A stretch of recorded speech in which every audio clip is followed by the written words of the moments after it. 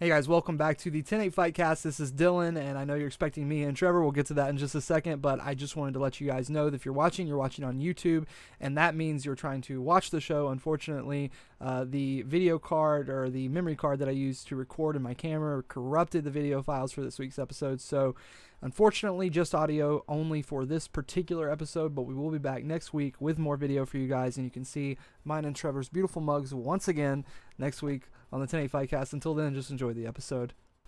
Hey guys, welcome back to another episode of the 10-8 Fightcast. Been a while, but we've had some interesting developments in the land of the 10-8 Fightcast. We've been a little busy. Trevor's been a little busy. Life be life. Life be life. Yeah, life be life. Last time we were on the show, Trevor said you didn't want to speak too soon. You didn't want to announce anything or say anything. And now I think, the world knows, so we can talk about it on the show. Yeah, hometown martial arts and Chance Muay Thai and everything has like an official like home base. And I don't know, like as we sit back and we look at it, we kind of set some kind of record for opening a fully functioning business where it's been like, we had our soft opening July 1st.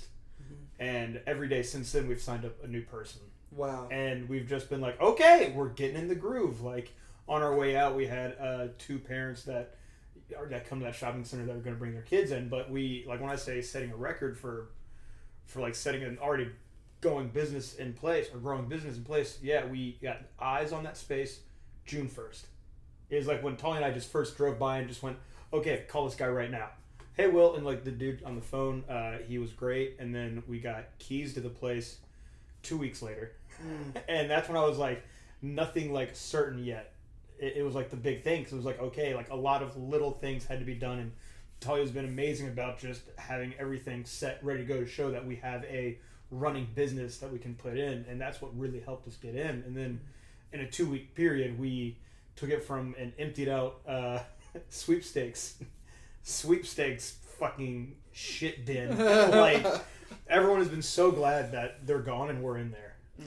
Like the previous tenant security guard accidentally shot out the dog groomer's window, like really just shit people, like people like drunk passed out in like the parking lot, like really yeah. It doesn't seem like the kind of place that would work at all. Yeah, it's a laundromat, yeah, dog groomer.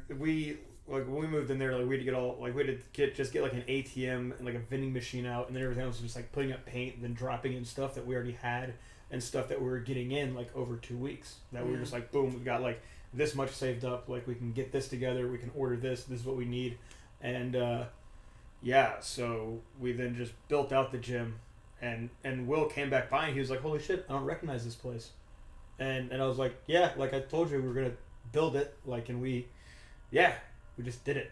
And the cage panels are up, everything's and up. Man, you had your clean. first class last Friday, right? Yeah, we just did our first classes in, and then we did a couple days. We had a normal Saturday, so Saturday is our first full day. Mm-hmm. And then Friday, because we were just working on getting the cage panels up. Like you were in there that morning, and you haven't been back by to see it tightened up yet. I've seen it online, and just it looks online. Fucking good. It's just, I like it, yeah, and it's we're getting little updates for it, but yeah, we have 5 minutes from here too. Yeah, which is great for which you. Is awesome. North Hills, Raleigh, if you're listening to the show and you want to come by. A mile and a half down from North Hills. Yeah, and so a lot of people see, and we already had a positive impact in like that shopping center. Like, yeah, it's been a lot of good interactions from everybody.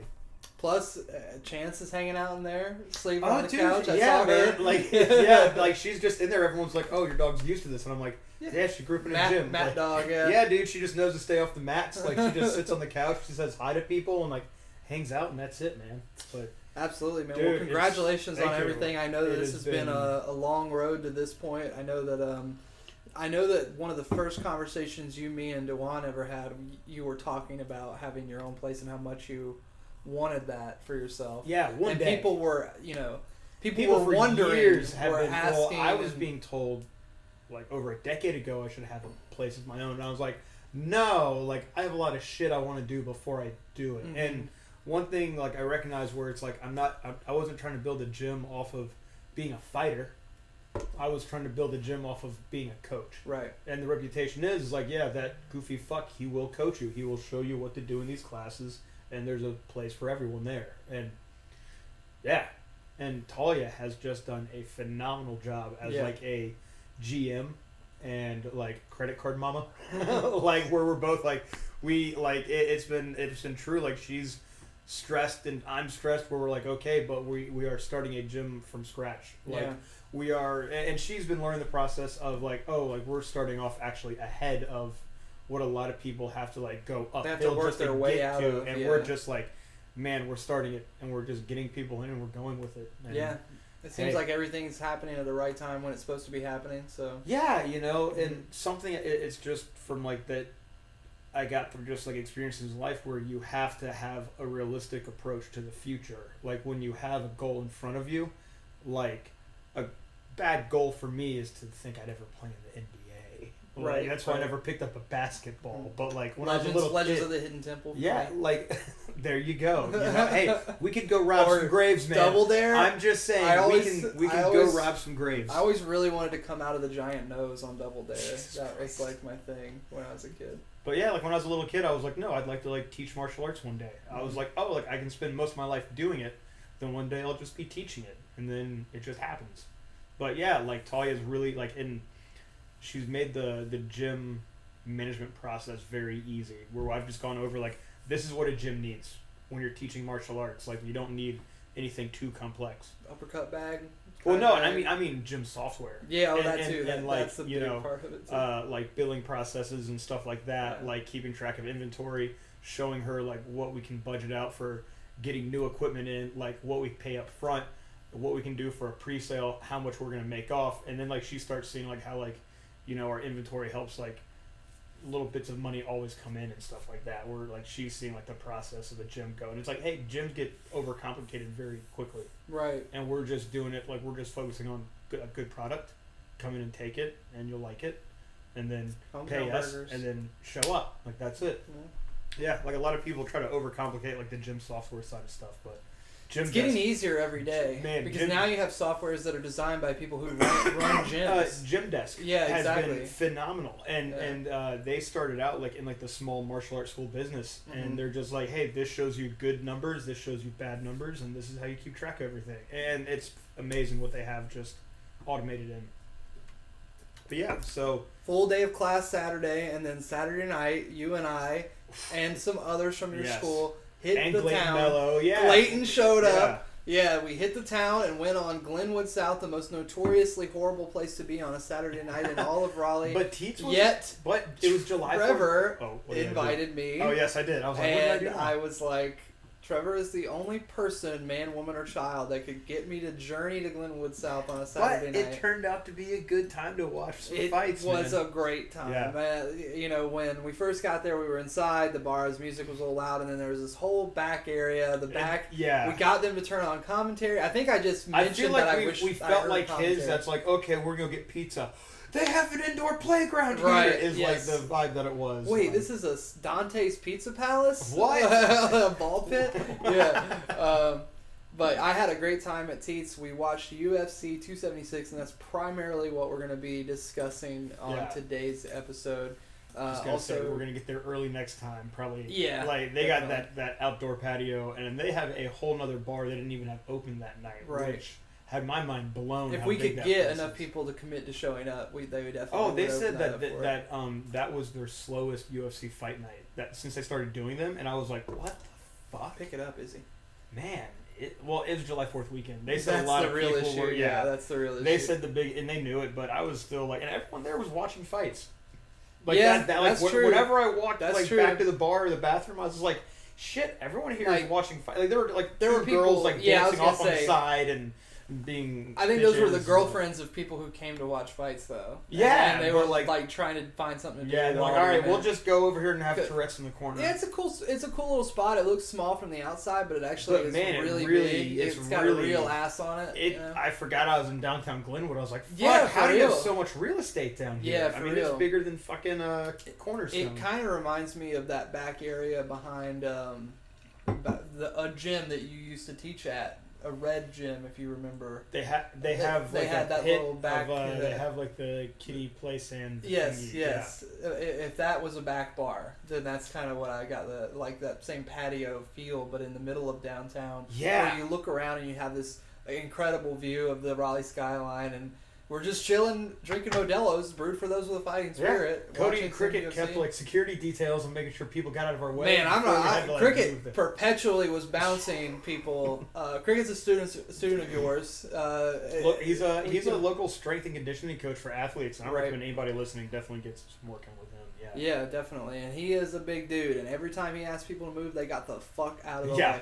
There was only one time where someone lipped off to him, and it was a girlfriend of somebody. And as soon as she started to say something, her boyfriend like covered her mouth. It was great. It was like, no, we're good. And you got like him, who's like buff as shit and can throw down for sure. Well, but also he's sitting beside Glayton Mello, and it's just like, then there's you and Talia, then there's me, and then Cody, who's about to go into the fucking army. And it's just like, this is the most dangerous couch in all of downtown. John Prim who can throw a fucking mean kick. Zach Bender, that dude will scratch. Traditional martial artist. But he trained Muay Thai with me for a hot minute, like before. Didn't he say he was karate guy? But he was a long time karate guy. Oh yeah, karate, but like it's funny, like the first time he was sparring, his nose was bleeding. He was like, "Oh, we get to get at it in here," and I went, "Okay, wait, where are these demons coming from?" But Zach will throw down. Like everyone there was trained, and then like it was funny to see other people just like, and we're like, "Okay, thank you." Like, please get the fuck out of our way. We're watching this Emily fight. Gray was there. She's an amateur boxer. She's going to the Navy. Yeah. Yep, she was on the Jinx squad, the Elevate boxing team, and we'd both been training at Elevate for more than a year and had never met before Saturday. Really? Yeah, because she only did boxing, and then when she signed the Navy contract, I guess she stopped training as much because they wouldn't let her take like an actual fight. Yeah. So she kind of lost her little motivation to be in there all the time, but. Yeah, she could throw down on a bag. I mean, I've seen her on Instagram, and I've seen her, Jinx post pad work videos with her. She can throw hands too. Yeah. So it's like, yeah, please get the fuck up out the way. There was a couch up at the front. We're definitely going to try to get that couch next time. But we saw some pretty damn good fights this weekend. Yeah. We'll start from the main event, work our way down. Israel Adesanya versus Jared Cannonier. Man, I have never seen a better performance get ripped apart online thoroughly. Dude, like we were sitting there watching it, and I'm just like, wow, Izzy is kind of just doing whatever he wants right now. Yeah, and people were like, and you have to here's what people have to know: you have to play it safe to that extent against someone like Jared Cannonier. Like Izzy was always making sure he wasn't in the same spot more than once. Yeah. It's bad when even Chris Pratt is coming at you online about your performance. And it's bro, he was. I thought this is not the right time for you to be talking about bad performances. I just saw Jurassic World 3, and you don't need to be talking about Israel's performance. Best time of my life. I'm just saying, thank you, Chris Pratt, for being who you are. But don't be an MMA commentator.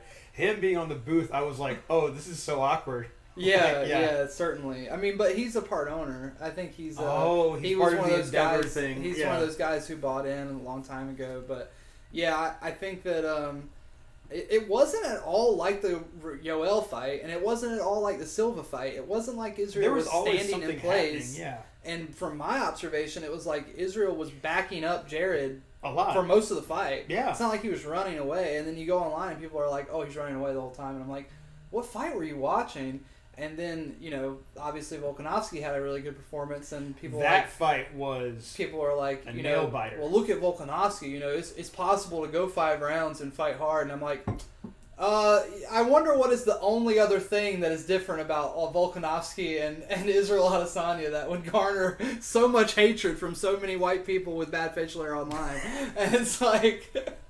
It's so obvious to me that these guys have decided what their opinion is of the fight before the fight even happens. Yeah. Like, if Israel wins, he's boring. If Israel gets a knockout, they're like relatively quiet, but then they start saying Alex is the guy who's going to beat him or whatever, and we'll get to that in a second.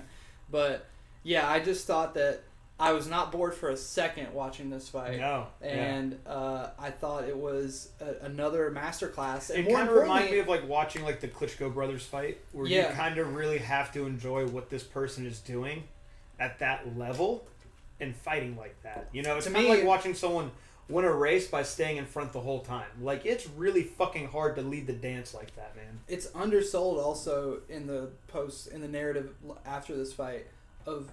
It's not like Israel looks like the same guy he looks like he's still getting better. Yeah. He looks like he's still getting better at fucking people up. He is still super new to MMA compared to some of these other guys. Like, Jared Cannonier has more time in MMA than Izzy. Like, what did you think of everyone that Israel has fought has had more time in MMA than him. He's had a life in combat sports, which goes a long way. But what did you think about the game plan from Cannonier?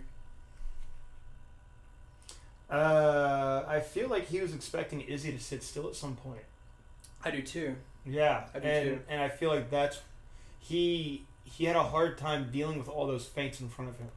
I feel like Cannonier, he was fighting in front of someone that was like 8 cars wide, and they had high beams going the whole time. So he's just like, well, are they actually in front of me, or is he not? Is he in front of me? Is he not? He seems to not have great ringsmanship either. Well, and that's also the difference of Israel being such an accomplished striker, yeah, and Jared Cannonier being a good MMA striker. Mm. You don't have to have good footwork and ringsmanship to really beat most people in MMA. But with Izzy at just being at a different level, he knew the smaller steps to take than Jared Cannonier. Jared Cannonier is not a small stepper. He's always a big stepper. So it's very easy for the big stepper to take steps back into the same place they just were. You can kind of just steer them a bit more. And that's what Izzy was doing. He was using a lot of like simple like outside corralling with a feint game. That you can get away with inside a ring, but inside a cage, there's no corner to stick a person in. Does that mean so? Yeah. So he had no place to really stick Cannonier to get off his best shots. If he was in a boxing ring, then he'd have a corner to put Cannonier into and have him start walking into like what I talk like clothesline shots, right? Where you're trying to just like clock a person with a long hook or a long kick to the leg, head, stuff like that, and there's nowhere to really get off that shot. The cage just it doesn't stop. You know, you kind of just end up running in circles. Especially like after that third round. Yes. After the third round, when Cannonier's feet got a lot flatter, there was a point where Cannonier just like jabbed basically in a straight line and was backing up Israel to the fence. Israel like kind of takes a look down, sees that he's on the black line and he's about to get put in the fence, and literally just lightly jogs around Cannonier, putting him against the fence. And I was like, oh my gosh, he just completely ran around him and flipped this whole like Uno reversed him. Yeah, and Stephen Wonderboy Thompson was the first person to really start using that inside line of the cage for striking, because that's when you see Stephen Wonderboy Thompson is doing the same thing, is where he doesn't shrink up to the cage like a lot of people got accustomed to. He was like, fuck that, I'm going to stay long once I go past this line, because if I stay long here, it's easier for me to get that fencing shot and make the exit off. But Izzy was so far ahead in the matrix, he was like, ha ha ha. Yeah. Cannonier had some success in the clinching, but he could only push Israel to the fence and hold him there. If he tried to like actually progress to a takedown or to progress to anything meaningful, Israel spun away from the fence or pushed framed off. And that's because Izzy will just put more options up tight as well. Yes. And Cannonier is kind of just like a one at a time kind of guy. He reminds me of like a modern day like George Foreman. He continues to get kind better. He does, and he is like pressuring people. He's someone that doesn't have any kind of like martial arts background. He just got into fighting to fight, and that's how he fights. Like he fights like a working man's fighter. Where Izzy was like, all right, well, I have all these tools, and so you see when they do tie up, he's always working more. Like Cannonier will grab and hold, where Izzy is always reframing, readjusting. And at that weight class, like even though like there's a bit of a size difference, like there's really not. Dude, there was the technical difference was. I thought Israel was finally going to be challenged size-wise by a guy, and then I looked at the face-off, and I was like, whoa, Israel is way bigger. He's an awkwardly built dude. That's what I was telling Nicole. Yeah. Nicole was trying to get... when you can fight with frames that are long like that, and you'll see John Jones at like 205 has that same thing, man. It is hard to fight behind long arms when they know how to use their forearms and keep them in front. And that's when you see like a lot of Americans have issues against ties with that same thing, of where they're like, ooh, I can just keep working inside of here. Because they're making you work around them, and it's a pain in the fucking ass. And I think that's what Cannonier was stuck with, is that he was trying to work around the clinch, and when Izzy can feel that balance, they can just teeter off. There was one exchange in round 2, or maybe it was early in round 3, where Cannonier was stepping in and landing, but when he stepped in, he took to the body, and then the same like stepping left hook that knocked Robert Whittaker out hit him. Yeah. And then after that, there was no more coming forward after a successful strike or after. I think Cannonier started to feel like he was like, shit, I'm in danger. Yeah, he kind of froze him. I was really, really impressed with a really Israel good bullfighter will make the bull just stop in front of the Ole once they stab him so many times. And the walkout was amazing. Woo, that was amazing to watch. I was like, are you fucking kidding me? That was just one of the most, like, fuck me. That is so cool to see. I think number one is still got to be for me, not War Machine. What's his name? Mayhem in Japan. Oh, Jesus. Well, he came out in the tracksuit with James, all the it's definitely, but for number two, it's definitely between this new Undertaker walkout and James Tahuna's Men in Black walkout. That's a good one.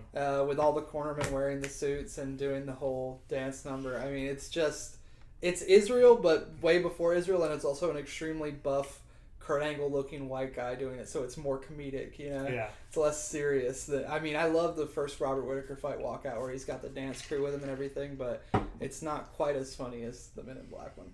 What really made that so spectacular was the knockout.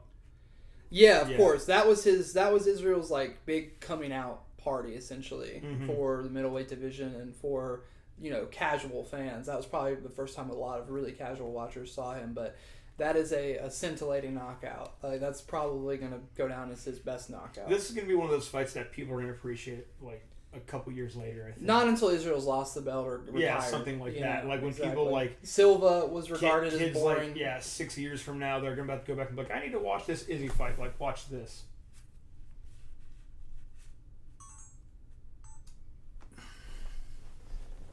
Yeah. How many years do you think Izzy has left in the sport? Well, he's 31. No, he's 33. 33. About to be 34, I think.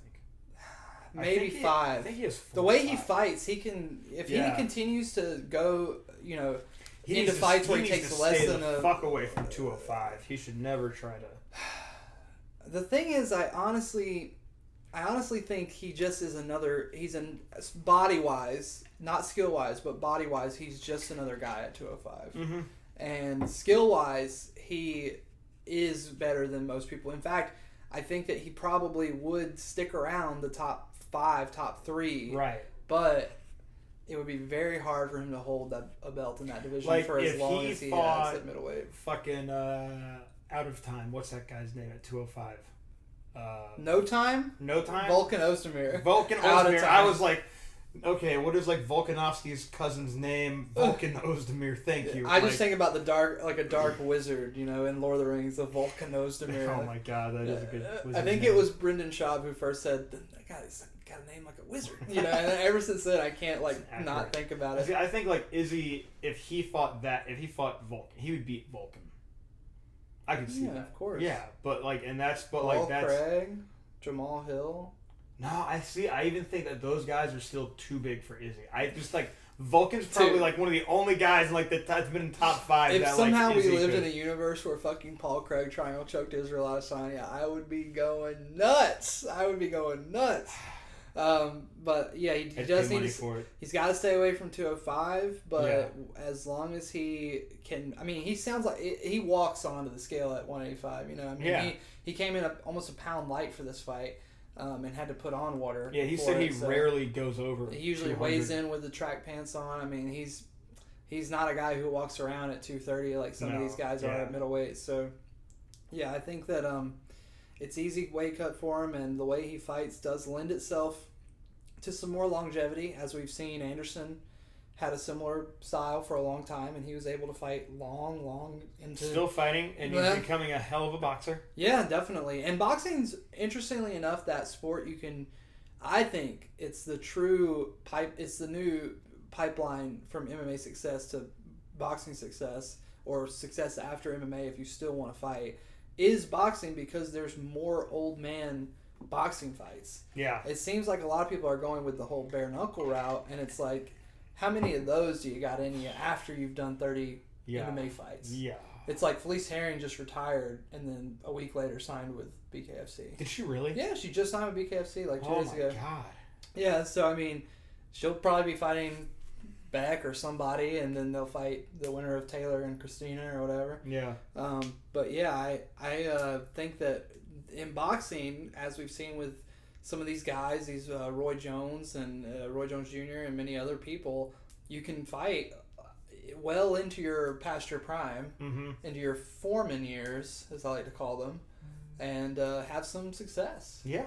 And I think Silva and maybe Israel one day could see similar. He would go back to boxing and probably have finished it up there. I mean, dude, John Wayne Parr if did he it. somehow John won, Wayne Parr went to boxing for a while, especially after he fucked up his hip. If he won any kind of major boxing fight, not even a title, if he could just win against a guy the same age as him in a boxing fight a few times after his MMA career, then it's really hard to say who's the best combat sports athlete of all time between him and Cejudo. Right. Cejudo's got a big claim to it, but Israel having so much success in kickboxing, Muay Thai, MMA, and then boxing, as far as striking goes, he would definitely be. And because he's already had boxing matches, he was like, oh, fuck it. I can That's true, start too. just He does have a record. Yeah, he could just do that. Yeah, I think that I'm trying to appreciate him while he's here. And most of the people that I talk to, even my friends that are more casually into UFC, they know about Izzy and they watched that fight on Saturday. And I was talking to them in the group chat while we were watching the main event, and they were like, "I don't think this is boring at all." So I mean, I think that there's a very vocal minority of people who just I'm curious. I kind of now want to go back and ask. 'Cause I was surprised to see so many people watching at the bar. I want to be like, "Hey, what are your thoughts on fighting?" And just ask. Because I'm around people that train all day. I'm around fighters all the time. I'm like, oh, I forget, some people will watch this and have no idea what's going on. I forget that sometimes. Let's talk about Max versus Volk so we can talk about Alex versus Sean and get to Izzy. We'll circle back to Israel in this future. Circle back. Volk and Max do it again. They are incapable of being in a fight that I don't find absolutely thrilling. This time, though, it was not close in any kind of regard or spectrum. Complete shutout, a complete big brothering from Volkanovski.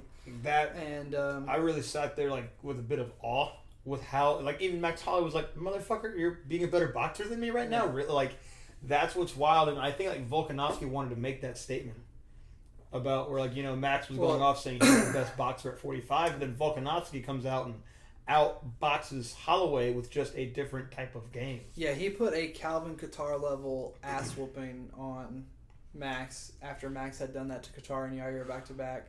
I wouldn't say it was that extreme. Max is, Max is built different. Really, he's built different. Max is built different. Shots. Yeah, Max is built different. It just wasn't the same. And if there was it any doubt, it wasn't. Oh wait, you just said. Did you say Emmett Smith or in Calvin Kattar? It reminded me of that fight, to be honest, kind of. Well, Max versus Calvin. Oh, yeah. I was saying that, Max put an ass whooping on Calvin that was very similar to the ass whooping he got. It was kind of like a...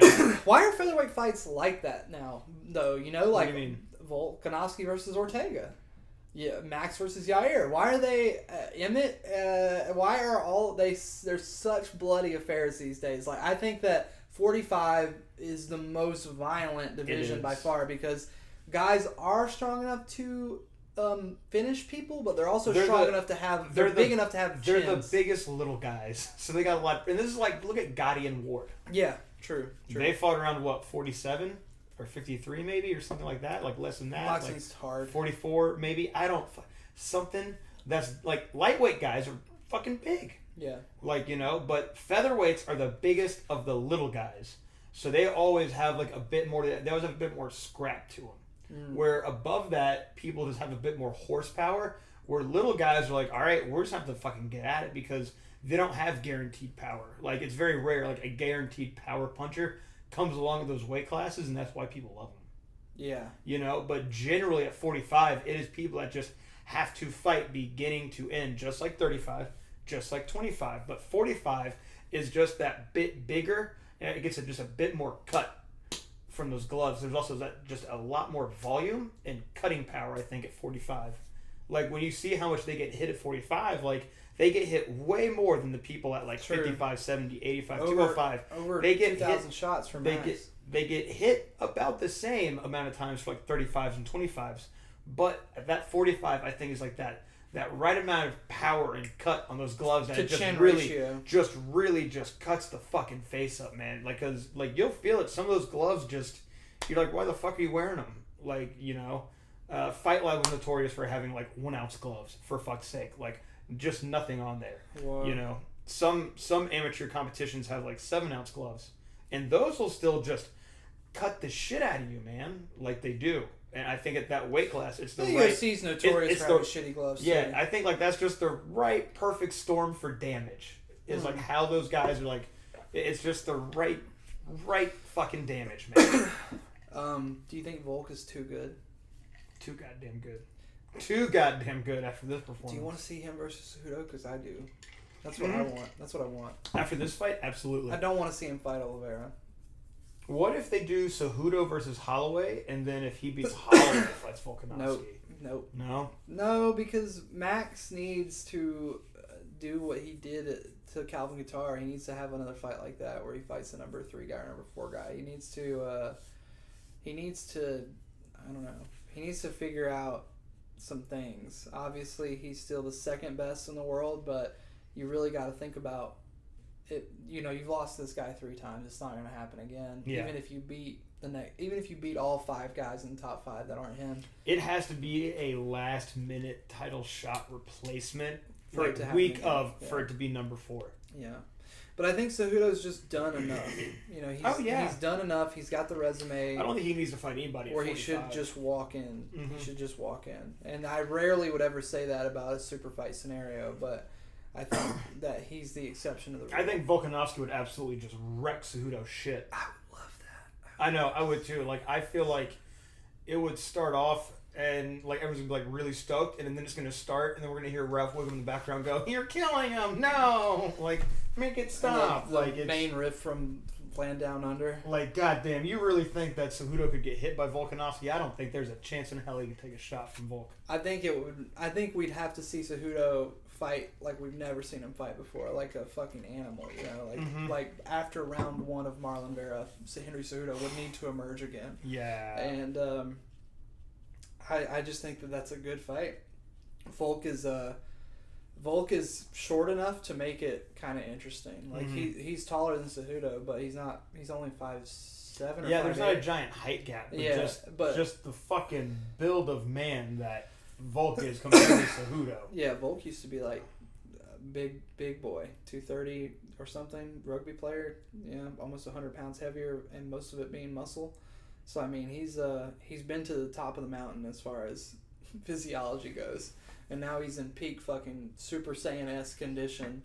And yeah, I think that I agree with a lot of people watching this fight that are just like, this guy's too good now. You know, he's just too good. And Emmett is in the wings. He's the guy. He's the guy. I think I'd watch Emmett versus Volkanovski. He's the guy they should go with. After these last 2 performances from these guys, I'm like, oh, like someone like they're gonna be dog meat by the end of the first round. If Cejudo slides in there, Emmett versus Holloway. Ooh, that is a good one. Because you gotta think that Emmett's gonna probably win that, because he's very successful at throwing and making it look like he's winning a round against a person who's throwing more volume than him. He just beat Calvin Kattar based on a power versus volume kind of strategy.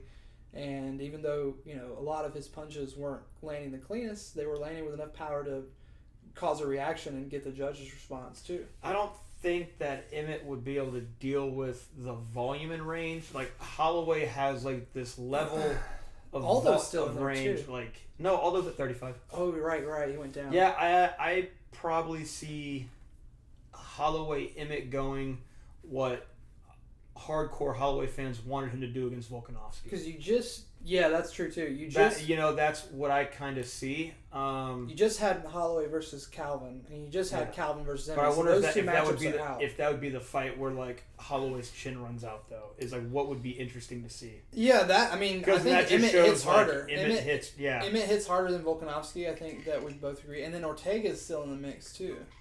So you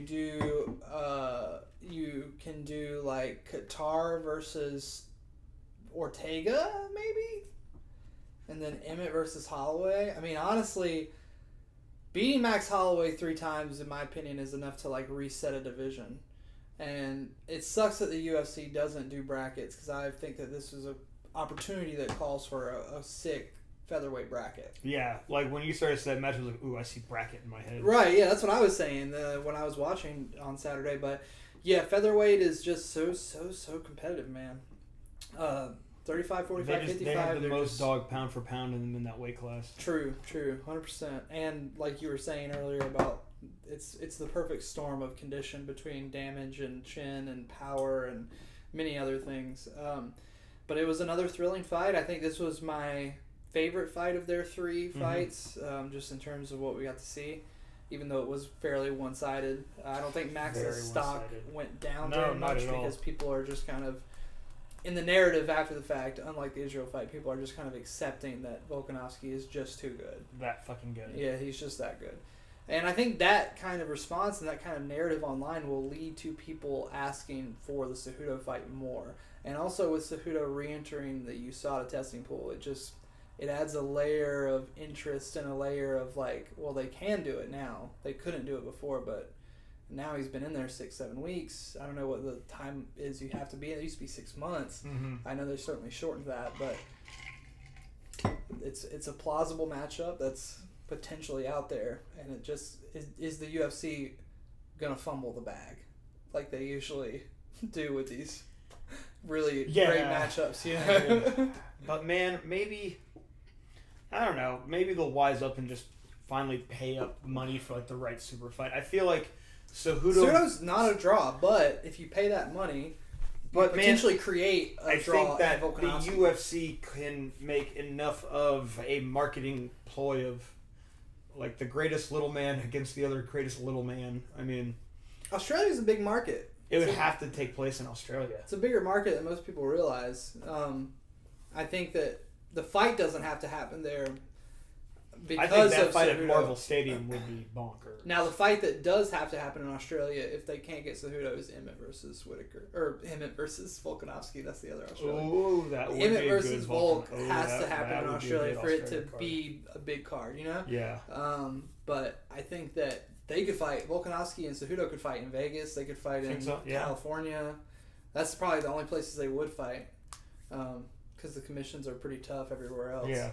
But yeah, I think that Cejudo he's not big enough to be considered like an A-list draw, but he is big enough to be enough of a draw to be a good A-side instead of an A-side B-side with Volkanovski and him. Like, I feel like, especially after Volkanovski's dominant win, their stock is kind of in a very similar spot. Kind of like what I was saying a couple weeks ago about Jorge and Conor. Is like, the fight makes sense right now because Volkanovski has just risen to this level where Cejudo is and has been kind of waiting. And so, whereas Jorge has been inching deep and deeper down to Conor's level where Conor can like reach him from the pit of despair. God, Conor's just hanging on for dear life. Someone fight me! Irish noises. Inaudible Irish gurgling. Yeah, untranslatable. Oh, man. Let's get to some spicy knockouts. Whew. And man, were they caliente. Man, I'm so glad people finally got to see Sean Strickland fight, because I feel like people know about Sean Strickland as like a meme lord and like an internet personality, but they have not seen him fight before because he's not fought on a big card. Right. Because a lot of my friends were like, can you explain this guy to me? Why does he fight like iCarly in the MMA episode? And you know, why is he fighting like this and just kind of stumbling forward? I'm like, well, first he's from New Bern, so you know, that's one problem that he can never overcome, no matter what kind of training Eric Nicksack gives him. He's still going to be from New Bern, North Carolina. But he clearly had a pressure strategy where he wanted to get in Alex's face and get past the kicking range. And in my opinion, he was winning the fight until he got knocked out. Well, what happened is he was jabbing Alex's fucking face off. And Alex did the right thing, if you see, is that he didn't sit still. He waited for Sean to sit still first, and he went, cool, boom. He's got the most incredible left hook. That was just so fucking stupid how easy he made that look. But Sean Strickland went, okay, cool. I think I have a time to read what this guy's gonna do, and like literally, it just happened just like that, where you see Sean all of a sudden just look everywhere but behind his jab. Right. I don't know if he looked at his foot, at his hip, or like just to throw a body shot, but Bahia was sitting there going like, as soon as you look somewhere else, I'm going to hit you here. And that's all he had to do. And fuck me, like, man, it must be nice to be that fucking good. Like, yeah, he to have that good of a left. He made Sean look pretty rudimentary. Yes, exactly. Sean was doing a good job. That was Anderson Silva, Forrest Griffin 2.0 right there. Which is actually what Israel predicted. Yes. His fight would be, and then it ended up being more in the tree main, or the people's main event, as some people call it. I think he made Sean look like a fool, but Sean's got a fucking nice jab, man. Like, I think that he has a very unorthodox but awkwardly fundamental style. He can jab people. Yeah, he can jab people. I don't know what else he can do. I got a student, Ross. He can't do much, but man, he can fucking jab. And everyone's like, shit, because they know they're gonna have this jab in their face the whole fucking time. And when you have to deal with that, like, I tell people, like, yeah, pressure is one thing, but having a jab in your face, on your fucking nose, like all of a sudden now your mouth is feeling sore, like you taste blood, your nose isn't working. Why are my eyes watering? Everything's puffy. And it's like, dude, it fucking is like a tenderizer to your face, man. Yeah. Like, a good jab, especially with MMA gloves, is a motherfucker. And when Sean does that, you're just like, he really will force people to put their heads somewhere, and he's always ready for that. In boxing, the jab is more to help you put their head somewhere else, not just find your own punch, but once you see how many times they move, then it can just be pump fake, boom. And for him, it was just pull, hook from. It's a testament to how far it can take you in MMA, but then eventually you're going to come up against a guy like Alex who has seen a good jab before. And he did take a bunch of jabs, like I said, he was like, I'm figuring out his timing. But he also didn't take a jab sitting still. And there's something that I explained to a lot of kids, and that's rolling with the punches. And Bahia, he managed to process that in... What's crazy is when you look at 236, he had it processed in the time of a kickboxing round. And 3-minute round. He had it, like, he had that read ready to go within a 3-minute round. Does that make sense? Yeah. Even though it's 5 minutes. And I try to break that up to people sometimes, where I'm like, look, like, when you look at amateur fighting and pro fighting, I tell people, like, try to mix in, like, your mentality of, like, how you were as a 3-minute round fighter and a 2-minute round fighter. And we got to find windows on when you're a 2-minute fighter and when you're a 3-minute fighter. Do you start as a 3-minute fighter, or do you start as the 2-minute fighter?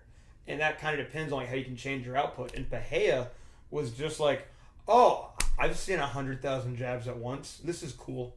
Just give me a second. Like, he had been in that spot so many times. Especially when you see, like, oh, man, he had those jabs analyzed and ready to get past in 3 minutes. That wasn't even, like, considered, like, a hard fight in Pahia's head. No. I feel like he knew exactly what he was going to walk into. And you know, Bahia, when he was moving and rolling with those punches, like, that's what really saves you from getting that damage. A lot of guys in MMA have wrestling heads, and they keep their heads in one spot. Bahia, he keeps his head just tucked inside this V, and he is just always offline of that. So did he get, like, clipped a few times? Yeah, but for as many shots that Sean threw, he rarely ate a whole punch. And that is where Bahia was like, okay, I know he's going to jab me. I'm going to let him jab me for 2 minutes. And then he just knew it. Like, and I've sparred boxers that are that obnoxiously good, where they're like, oh, you're just going to try and jab me a bunch? Okay, just wait for it. And they change the whole course of sparring with the first good counter they throw. And I'm like, man, fuck, there's levels to this. Like, there's different levels to this. And, like, Sean stepped into the wrong simulator that night. And he was correct in his prediction that this was the right matchup for them. Like, the UFC matchmakers got very lucky that Sean was in a position where he could have won one more fight and fought Israel. He's been making some noise. And so they put him in there with Alex, and they are like, sure, he might try to wrestle, but he's not a very good wrestler. I think that Sean Strickland is going to become, like, our version of Michael Bisping. God, I hope like a less wholesome Michael Bisping. Like, the first thing he does, like, when he wins the belt, to say the N-word. And you're just like, God damn it, Sean, really? Like, come on. I bet he's a good person. Oh. And by the N-word, he means New Bern. New Bern. New Bern! This is for you! Yeah, and you're like, damn it. He exposed himself to the world. Yeah. Yeah, I think that... Speaking of other North Carolina fighters on the up and up. We've got to talk about Alex versus Israel. We can't move on from this fight without you know talking what? about it, because the UFC had a diabolical plan when they signed Alex, and they were like, Alex, just show up on fight night and fucking get the job done. We're going to put one black belt in front of you that can't shoot to save his life. If you get past him, we'll find you the right matchups. And I'm sure that's how it went down, because he did struggle in that first fight. Well, the UFC saw that the division's getting so cleaned out that it's almost getting uninteresting. Sneak a guy in there. And this is what you have to do to make Izzy get some pay-per-view buys. You know what the UFC is really going to push? I mean, they already pushed it in the previews for Alex. They said it as, this is an Alex Pereira versus Sean Strickland. This is the guy that knocked out Izzy twice against Sean Strickland. He didn't knock out Izzy twice. He but he beat him by decision, and I thought Israel won. But the second people are always saying like, "This is the guy that beat Izzy," and I'm just like, I kind of don't care about that fight while I watch it. Yeah, I feel like the more like casual fans will be more excited about it. Like, because to them, I'm like, man, shut the fuck up about this. Because to them, they see that clip of Israel getting knocked out, that 10-second clip. And that's what they know about the fight. So they're like, yeah, I want to see this guy fight Israel because I hate Israel and want him to lose the belt. But rewind that fight about 40 seconds before Israel gets knocked out. He is beating the brakes off of Alex and basically finishing him before the ref pulls them apart. I think that fight, like Izzy will... I think that would be that's more of a show out fight for Izzy than like a cannoneer fight. Alex is the closest in size too. Yeah, Alex is the closest in the physicality. And Izzy, I think, is just the better MMA fighter. And there's also something personal in this fight, unmistakably so. Like Israel said after the second fight when it went to decision, he felt like he won a certain number of rounds. Alex felt like he won a certain number of rounds, and they gave the nod to Alex. After that fight, Israel said, 2 years from now, this guy's going to be in a bar somewhere in Brazil telling his friends that he beat Israel Adesanya, and no one's going to believe him. And then 2 years later, Israel wins the UFC middleweight belt, and then like 4 months after that, Alex is in the UFC. And it's like, it's a crazy story, but it's something that might get Israel to act a little bit out of character in there. Yeah, I think they're banking on Israel wanting to finish him. Yeah, I think that it could be the first submission win for Izzy. Does he have a submission win? He has one. Oh, right, because he rocked a dude and he just got a guillotine on him or something like that. He has one submission. I could see this actually be like an Izzy shoots a takedown. Honestly, takedown off the cage and just submits him or grounds and pounds him and just says, fuck that left hook. I think that MMA Izzy's a better MMA fighter, but Alex is a better kickboxer stylistically, maybe not technically, but just the way their styles line up. Mm-hmm. Israel has traditionally had a little bit of a problem with people that have power that can touch him. Mm-hmm. He has like a little bit of apprehension when he's against somebody like that. And he even had a little bit of that same apprehension against Cannonier, but it was like not to the level as it was in the Yoel fight. Right. But if you see the last time Israel got personally invested in the result of a fight, it was the Paulo Costa fight. Right. And we saw what he did to Paulo. So, I mean, Paulo's still not the same today. And he's been talking about these past couple fights. He's like, no, I'm just making sure I retain my belt. Right, yeah. And I think that Alex is a fight that he could personally get invested in the result of. And, maybe we see a different kind of fight from him. And maybe the narrative changes on it. I mean, this is a legacy-defining kind of fight for him, I think. Oh, yeah. Because I think that if Israel can get through Alex, and especially if he finishes him, it's kind of hard to say he might, not be one of the middleweight goats, if not the middleweight goat behind Silva, or maybe that he could even surpass Silva in a couple of fights, because he's got 7 title defenses now, or 6 title defenses now. Is he does? Yeah. Wow, that happened quick. Yeah, I mean, he's busy. He stays busy. That's one thing I like about him. He stays busy, but he's defended the belt several times, and it's harder to defend the belt in this modern era than it ever was. Ever has been, Silva. And just strength of schedule, especially after the Alex fight, if it's a win for him, it's going to be hard to deny his legacy. But if Alex wins the belt, he defends it maybe once. Right. And then somebody takes him down and exposes the fact that he has and then no Izzy gets ground the game. belt back. Because, in Israel's first, 3 UFC fights, he was grabbed on, taken down. He fucking Granby rolled, he scrambled, he sprawled, he got up every time. Alex has been taken down, once or twice and not looked great on the ground. Yeah. So, I think that what you were saying about, blue belt, purple belt Izzy coming out in this fight could potentially He's looking for a strike from that jiu-jitsu belt. Could potentially be, and that would be a nice little fuck you, too. Hey, motherfucker, this is a different world that you've stepped into. Oh, yeah. And I think, and that's what Izzy just wants to do. He wants to play it safe in the way of, I'm going to take him down and submit him. But, Brian Barberena, Robbie Lawler, we were going absolutely nuts in the teats. Yes, the whole bar went nuts for this fight. That was just absolute insanity from beginning to end. Bam, bam on the big card Barb. Yeah, fucking Robbie coming out strong in that second, and I thought he was gonna finish him. We all thought it. We were like, oh, Barberena's done, but then Barberena just countered back, uppercut, and Lawler was starting to go oh, that feels like I'm 40 now. And Barberena put him away. He just outlasted him. In a fucking scrap. What a wild in my opinion, fight. Easily fight of the night. Easily. And the step-in elbows from Barberena were That beautiful. was amazing to see. Yeah. He had such diversity in front, where Robbie has a much simpler, refined boxing game.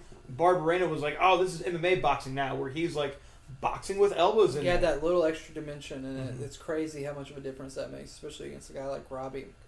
Robbie started off fast in this one too. He kind of, there was a small feeling out process, and then he was right on. I think Robbie lives for that. That's what he is. Yeah. That's what he's known as. Is definitely a fast starter. But Barberena has always been known as a really game, kind of scrappy dude, and he proved just how scrappy he is. There's not another person in the UFC that has a more mad dog reputation, scrappy reputation than Robbie. To have that exact kind of fight with him, where it's an absolute shootout, it's like the passing of the torch of violence, you know? The torch of violence. And you're you must carry on my legacy of only bangers. Yeah, and it's wild. When you see their records, you can definitely see Brian heading down to be that future Robbie Lawler. Don't know if he'll get the title the way that the UFC is now and how the game is, but man, that is definitely someone to hand the torch off to. Yeah, Barberena. I saw him fight in Charlotte. He had a great fight. I saw him. Who was it that he fought last year? Had a great fight against. He had a great fight against Luque, where Luque put him away in the third, but Barberena's really taking it to Luque in that fight. Those are two guys who can throw down too. Yeah, Luque is serious biz. Yeah, I remember kind of meeting Brian sort of from afar one day with Chase Gamble. I think it was at that UFC Greenville show, and he was not fighting, but he was there. And he just seems like a completely normal, funny, nice guy. Yeah. And not a guy who could go in there and fucking step in and 6 o'clock elbow Robbie in the nose, But it's just so funny to me and so interesting when you have that little bit of a connection with someone, or just the gym they represent, so you're cheering for them because they're part of that Carolina fight scene. Even if you never trained with them, never really met them, you still are personally invested in their success. Because if Brian Battle winning the Ultimate Fighter has taught us anything, it's that when one of us kind of shines and succeeds, it does trickle down. That light trickles down on all of us. And now, Brian is heading up that whole new. He's the face of that whole new gym Zig's got in Charlotte, the Carolina Combat Sports System. So I mean, it's a whole new day in the Carolinas, man. Especially after this past weekend, I think Brian Barberena gained a lot of people's respect. Absolutely. And a lot of people had never heard of him before that either. Now I think that's going to garner him the co-main on a fight night, or maybe his own fight night. That would be awesome. Headliner very soon. Yeah. Ooh, Brian Barberena headlining something in the Carolinas. I was about to say. Fucking dirty. I was about to say Columbia or Greenville. Ooh, again. Yeah. I liked Greenville. It was a small arena, or even Charlotte again. Charlotte, where the Hornets play. I forget the name of the stadium, but it's a nice venue. I saw Derek Brunson get knocked out there. Yeah, I was there for that one too. I wound up in a lot of people's pictures that I don't remember being in. That's right. We've talked about this before. Yeah, that was a weird one. A wild night, huh? Crown Town. That's the perk of like just being able to walk across from the hotel to the venue. You're just That was like, a cool little spot. That was I was literally staying right across the street, and I just went, I'm just gonna go stumble over there now. Let's see what else was on this card. Oh, Sean O'Malley versus Pedro Munoz. Let me stop and re-record. Okay. Sean O'Malley versus Pedro Munoz. We were watching this one with bated breath. I think for me, this was the most anticipated fight on the card by far, because to me it was the hardest to know what was going to happen. You know, Israel versus Jared kind of played out how I would have assumed it would have if there wasn't a finish. Right. Volkanovski versus Max going the distance. I didn't really see Volk being so dominant, but I did think he would win again, even though my heart wanted Max to win. But this fight was a real test for Sean. Can he hang with the big boys? Right. And, in my opinion, I know that he's catching a lot of fucking flack online, but I think the guy can hang. Yeah, I think he can hang. Yeah. The strategy from Pedro was very weird. It was very not Pedro. Thank you. Yeah. It was like he was playing it safe because he didn't want to get bashed by online trolls. And like that's what I said, like kind of like jokingly but serious, where he came out like, let's just start attacking Sean O'Malley's legs. Let's stay outside. I feel like he didn't want to open himself up. The last guy Sean fought, also Eddie Wineland, that was also the strategy. I'm going to go out there. Well, everyone keeps thinking because he has that one performance against Cheeto.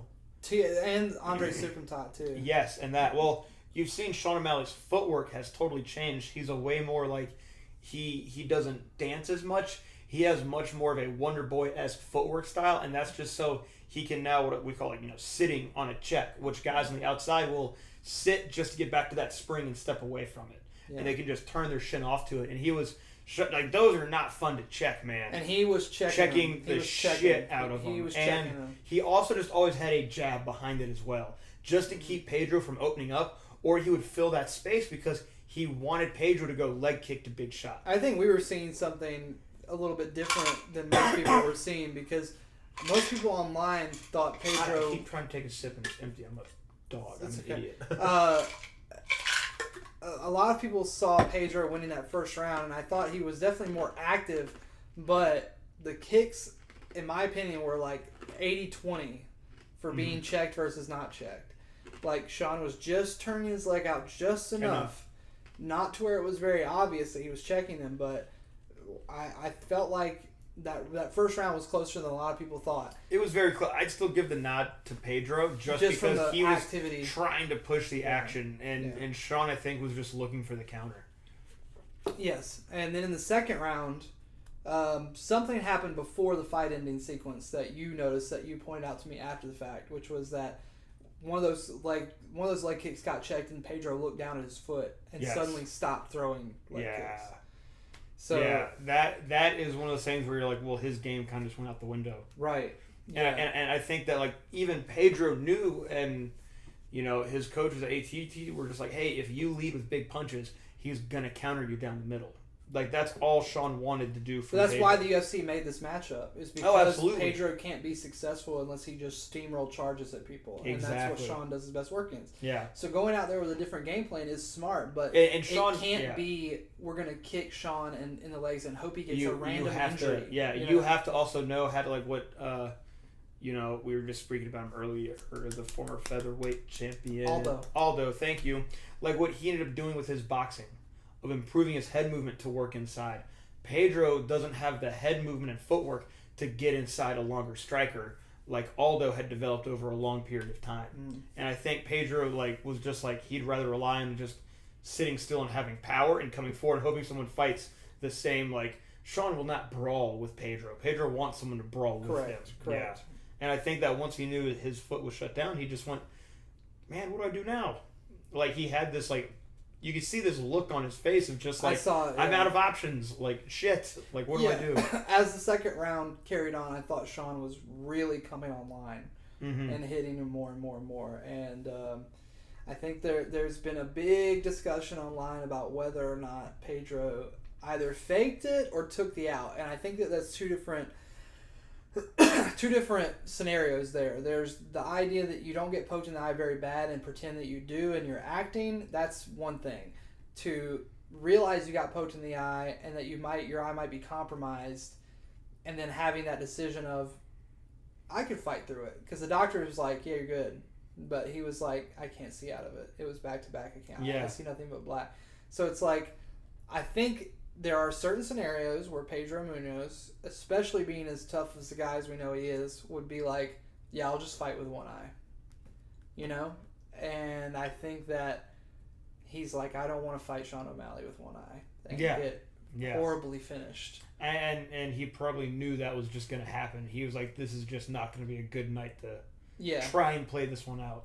And Greg, my personal trainer, we were talking yesterday during our workout, and he was like, what do you think they do with Sean O'Malley now? Because that was kind of a flub. And I was like, yeah, it was kind of anticlimactic, but it depends on what the UFC thinks happened in those moments. Mm-hmm. If the UFC think that Pedro took an out against Sean, they're going to try to rematch them up. And if Pedro tries to avoid that, they will know that he took an out, and they'll give Sean a higher ranked guy than Pedro for his next fight.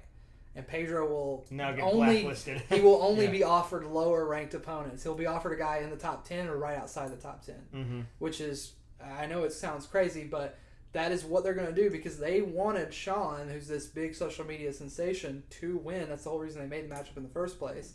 So they're going to go along with this narrative that Sean is creating, that he finished Pedro, if they want to move on from this matchup. They will try to remake it, I think. But I can see them doing like their own fight night. If he is like, no, or if he's like, I have to have laser surgery on my eye or something, they're going to be like, okay, we know what's good. Yeah. Here's a number 11 guy whose last name ends in Omedov. Have fun. Have fun, bud. Right, yeah. You're now a gatekeeper. Sorry, bud. Yeah, sorry about it. But yeah, I think that that's another fight where the online narrative is a little misleading as to what actually happened during the fight itself. But I thought that it was definitely anticlimactic, but not the end of the world for Sean O'Malley. Yeah, it was a weird way to start. Like, it'd have been cool if there were like 3 knockouts and then the title fights. That could have helped the night just keep going like it did. Otherwise, still a good night of like. Do you think that Volk Holloway should have been the main event, given their track record, and that Izzy should have been the co-main? Even though Izzy's a bigger name? No, I feel like Izzy being like the bigger name's gonna get the headline He's spot. a bigger name. That's what Volkanovski is like the guy who's on fire with his like division, but like I mean, people aren't like what Volkanovski had a headlining spot with the Korean Zombie fight, right? Yeah. Yeah. Probably did 120 buys or some shit. Something like that. But I feel like they're saying this did 450,000. They're usually going to put the bigger weight class over the smaller weight class. That's another thing I was going to say. Like that's also something that you kind of just see throughout time. The heavyweight championship is never the co-main. Right. Right? It's always the main event, even if it's like when Tim Sylvia was the champion. I was about to say. That's about the only exception. Yeah. How my PP tastes. Really? Jalen Turner fucking submitted Brad Riddell, the fire guillotine after rocking him on the feet. That guy's a problem. Yeah. Jalen Turner's definitely going to be an issue. Yeah. What his nickname's fitting, the Tarantula. Yeah. He is a 6'3" lightweight. I can't and he's also that's insane. And he has like an Adesanya build where even though he's like lean, he's still got he's thick around his bones. Like it's weird, man. Skeletal muscle tissue. I was listening to this podcast. Can't remember the name of it, but it was they had a doctor whose specialty was muscle grafting and muscle tissue, and talking about the development of how to become strong in sports. And they were saying that there's like anterior, exterior muscle tissue that sits on top of other muscle, and then you have your muscle tissue that sits on top of your bone, like physically attached to your bone. That's called skeletal muscle tissue. And that muscle tissue is like 2 or 3 times stronger, from what I understand. Definitely not, I'm paraphrasing here, definitely not a doctor, but maybe Kevin Masterson, who we're going to have on in a couple of weeks, to talk more about this. But apparently guys that are more skeletal and have less large anterior muscle, like an endomorph or something like that, they can develop strength even on a smaller frame because they have a larger concentration of muscle tissue that's directly attached to some kind of skeletal part. Wow. Yeah, and some people have more than others. Some people have less than others. That's why some people have trouble losing fat in certain areas, is because they have no skeletal muscle tissue in that area. So even though they're trying to do a targeted workout, there's not enough skeletal muscle tissue there to like basically use the energy needed to exercise fat in that region. It's a very genetic lottery that we play here, and nothing proves the genetic lottery quite like fighting. Yeah, and that goes to martial arts in general. Yeah. Like you end up finding out what your body can do. Like there's a martial art for everybody. And this guy I went to high school with, David Wright, he was like 6'5", walks around weighing under 170. What the fuck? Dude has been doing taekwondo for damn near like 30 years. And when I say like I've been around like the kicks, he has got to be pound for pound the hardest and fastest kicker. Like even Hunter Perez, who walks around at like 200, is known for having like heavy kicks. Like he's just like, I've never been like, that's fucking stupid. How's he kick so hard? And like I've held pads for him. I'm just like, that doesn't make sense. Well, and it's wild. Like just he only has muscle around his legs. Rogan, like, that's it. Rogan's small guy. But he's also 200 something pounds. He's a little short guy, and he's built like he's got some Volkanovski. He's all leg, right? Yeah, he's all thigh and hip flexor, you know.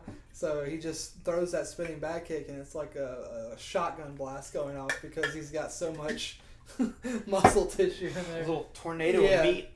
And then Jim Miller, Cerrone. Yeah, we were very hyped for this one. Man, and that fight kind of picked back up where they left off at. Honestly, I was saying before that when this fight first got made, after Lozon fell out and they moved him a week later to this card, I was like, I feel like this is going to be a very epic grappling affair because Miller's amazing on the ground, but Cowboy's very underrated on the ground.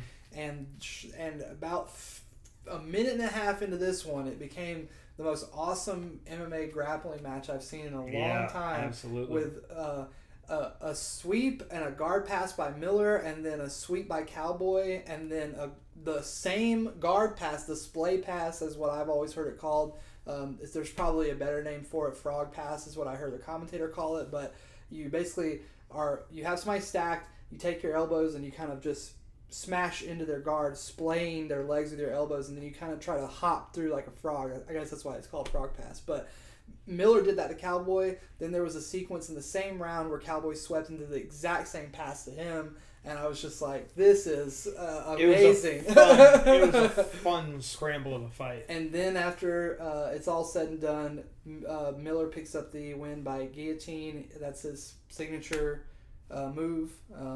He's most well known for having success with that, and I knew that if Cowboy got caught in that was going to be trouble. He wraps up his career laying down the hat and the cowboy gloves in the center of the octagon, and we were talking about it when we talked about him taking on Lozon, how we were hoping that he could get a dub and then go away and ride off into the sunset.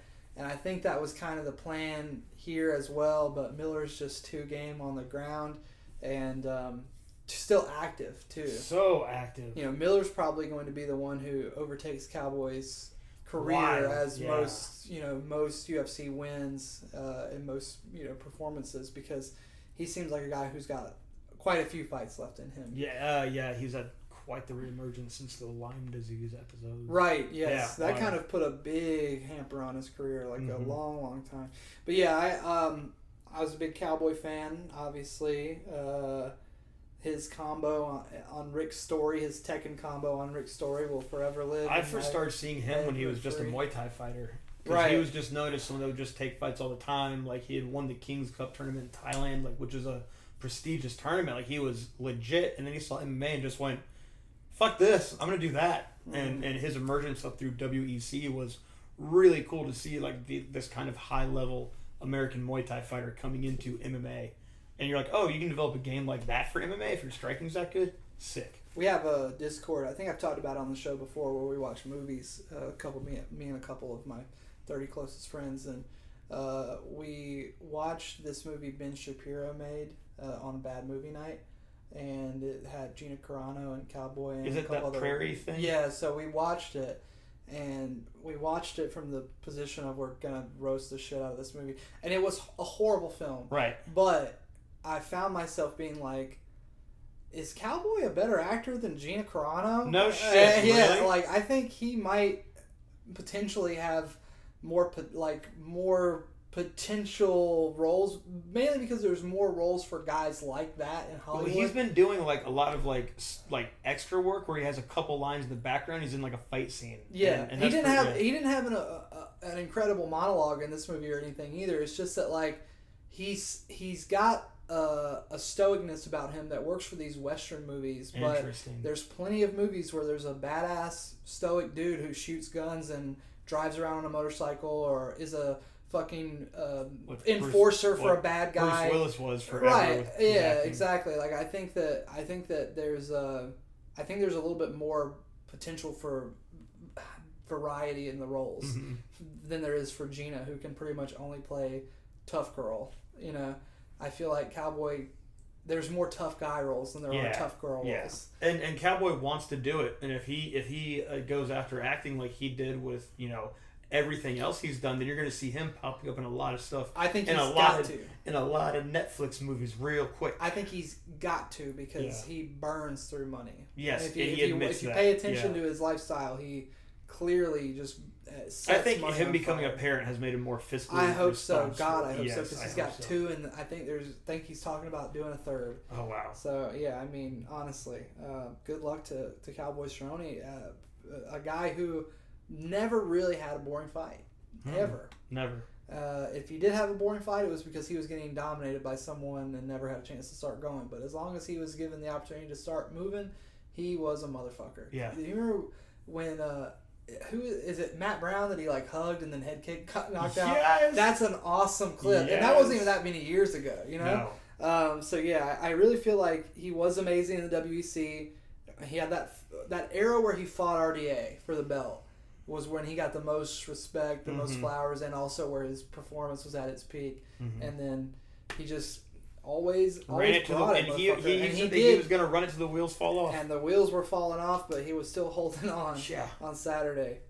Ian Gary, Ireland's very own. I didn't really start watching the fights until the Miller Cowboy fight. I was kind of just like people watching. I showed up halfway through this Ian Gary fight because I couldn't walk away from Dupriest versus Tavares. Yeah, that was a slugfest.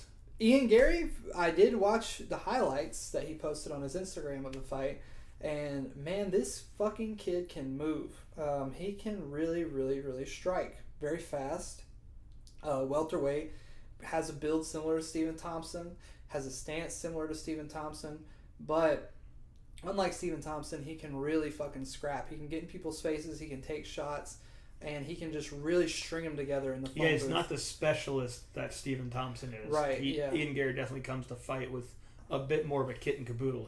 He'll lead with the hands. And more. yes, he does kind of look like the guy who's obsessed with trains from TikTok, Francis, whatever his name is. But he's definitely a lot scarier, and I think for a welterweight especially, his hand speed is insane. I thought there was a couple times where he hit Gabe Green hard enough to like rock most people or finish most people, but seems like Gabe's got a hell of a chin on him too. Yeah. And that third round, he had Gary kind of struggling. I felt like the third round we did see a little bit of vulnerability from Gary in the cardio department, but as I've said before, us Irish athletes are not exactly known for being long distance runners or big cardio guys. We're like the dwarves in Lord of the Rings, very dangerous in short distances. We're natural sprinters. Need to eat a lot. yeah. Brad Tavares versus Duplessis, as I was mentioning earlier, or Duplessis, the Greek hero. He two-division KSW champion. Definitely would have, KSW, and definitely would have been fight of the night had Barbarina Lawler not been so crazy. But this was a crazy fight too, and Duplessis had to have some kind of facial surgery after this fight. I think I was reading that online, if I'm not mistaken. And then Macy Barber had a terrible fight. Andre Munoz beat up Uriah Hall. And Jessica Rose Clark got her arm broken in 42 seconds by Storolenko, I think is how you pronounce that. But it was a really good night of cards. I think the UFC had their back against the wall, like you said, with it being a 4th of July kind of weekend deal. What they used to do back in the day is they used to do the cards like this that were right up against the holiday. They do those on Friday. Yeah, remember that? That's like right. The New Year's shows would always be on Friday. The last time they did that was when Ronda got beat up by Amanda. That was the last Friday. That was the last real big Friday night card. That was on a Friday? Yeah. Oh, that was wow. on a Friday. So yeah, I missed that about it, but I had a great time. I think that most people who are watching it, like I had one guy hit me up and he was like, I wanted to ask you if you thought that this fight lived up to expectations in terms of entertainment value, and I was like, well, I don't really get bored watching Israel work, so no. I mean, I think all the other fights you couldn't argue that they're boring. You can argue that O'Malley versus Munoz kind of disappointed in terms of... But that was, I mean, otherwise it was, I think, great fights up and down. Yeah, not seriously. like, a barn burner, but I think it was overall, for what the matchups were, it's how they should have been. This weekend, there is a card going on, but not really anything worth mentioning, barring the main event, which was originally supposed to be on, I think, 2 cards ago, or if not 75, then it was supposed to be on Austin. But RDA versus Rafael Fiziev. Oh, yeah. I think that Fiziev wins. I think RDA is kind of in the same spot. TKO'd. I think he's in the same spot he's been in for a couple years. Yeah. I think that there isn't a path. There is a path to victory for RDA, and he has to force the groundwork and arm triangle. He's got a fucking great arm triangle.